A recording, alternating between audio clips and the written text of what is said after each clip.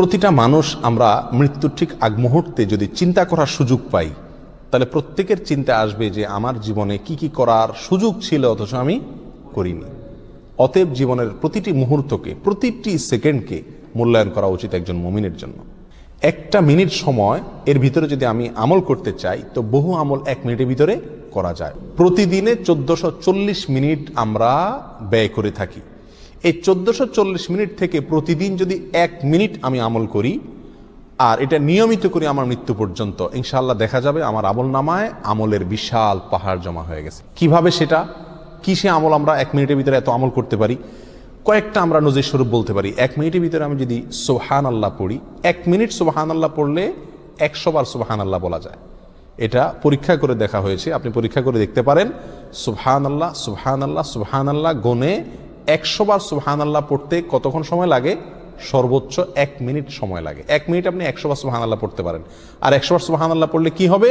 সহিহ মুসলিম হাদিসে আসছে, নবী সাল্লাল্লাহু আলাইহি ওয়াসাল্লাম বলেছেন, কেউ যদি 100 বার সুবহানাল্লাহ পড়ে, আল্লাহ সুবহানাহু ওয়া তাআলা তাকে 1000 নেকি দান করেন। 1000টি বিনিময় আল্লাহ তাআলা তাকে কিয়ামতের ময়দানে দান করবেন 100 বার সুবহানাল্লাহ পড়লে। তাহলে প্রতিদিন যদি আমি 1 মিনিট সুবহানাল্লাহ পড়ি শুধুমাত্র, তাহলে প্রতিদিন আমি 1000 করে নেকির মালিক হয়ে গেলাম। 30 দিনে 30,000। এভাবে হিসাব করেন সারা বছর, সারা জিন্দেগি কি পরিমাণ দাঁড়াবে ইনশাআল্লাহ। 1 মিনিটে আরো কি করতে পারি আমরা?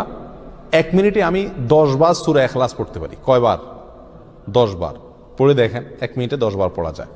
9 বার কমপক্ষে আপনি পড়তেই পারবেন। নবী আলাইহিস সালাম তার এক হাদিসে বলেছেন যে তোমাদের মধ্যে কেউ কি প্রতিদিন একবার গোটা কোরআন পড়ে শেষ করতে পারবে? সাহাবায়ে কেরাম বলেন, ইয়া রাসূলুল্লাহ, এটা তো কঠিন, প্রতিদিন গোটা কোরআন একবার শেষ করা।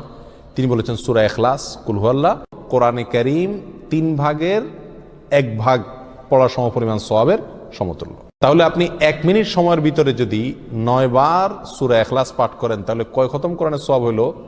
3 বার কোরআন শেষ করার সওয়াব প্রতিদিন 1 মিনিটে আপনি অর্জন করতে পারছেন। আল্লাহ সুবহানাহু ওয়া তাআলা আমাকে প্রতিদিনে 1440টা মিনিট দিয়ে থাকেন। এখান থেকে 1টা মিনিট যদি আমি আমলগুলো করি এবং সারা জীবন নিয়মিত করি, আমলের বিশাল বড় পাহাড় ইনশাআল্লাহ আমার আমল নামায় যুক্ত হয়ে যাবে।